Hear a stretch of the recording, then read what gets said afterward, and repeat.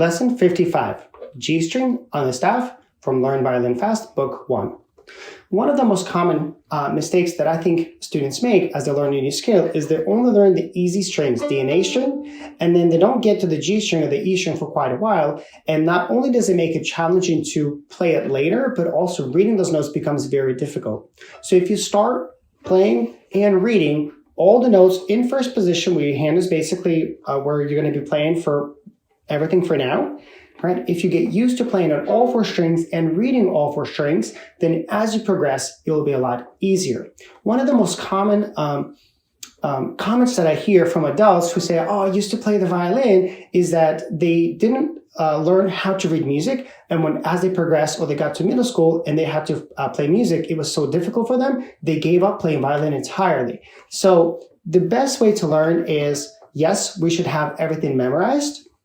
So one of the things that Suzuki method does is there's no note reading at all. You just focus on imitating what your teacher does, on looking at your hands. But to be functional in, like, say, a school setting or an ensemble or an orchestra, you need to learn how to read music. So my deep belief is that we should learn how to read notes from the very get-go, but we should be able to read notes, and we should also be able to play from memory. So we look at our hands and we're not always playing from the book.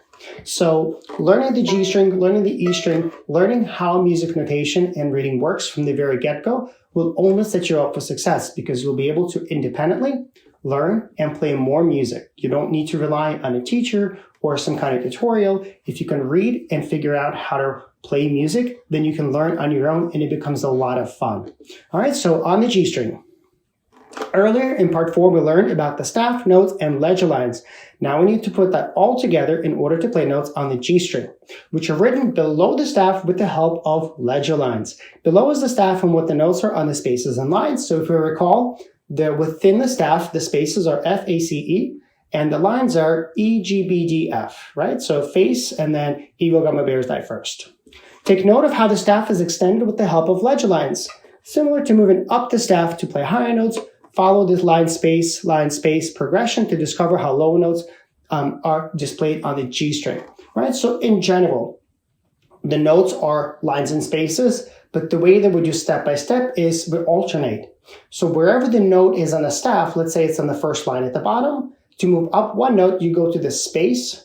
To move up, you go to a line. So it's always alternating. To go step by step, it's always line, space, or space, line, depending on which way you go down. So the bottom of page 72, the first note we have is E. It's the first note on the first line at the bottom, E.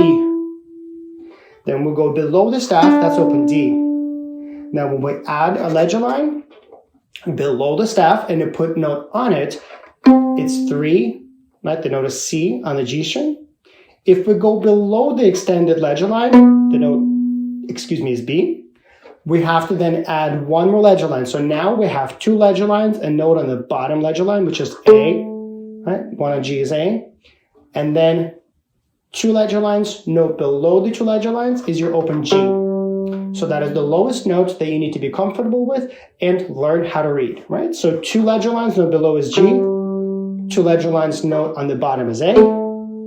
1 ledger line, note below the ledger line is B. Ledger line, note on it is C. Below the staff, no more ledger lines, is open D. And the first note on the first line is E.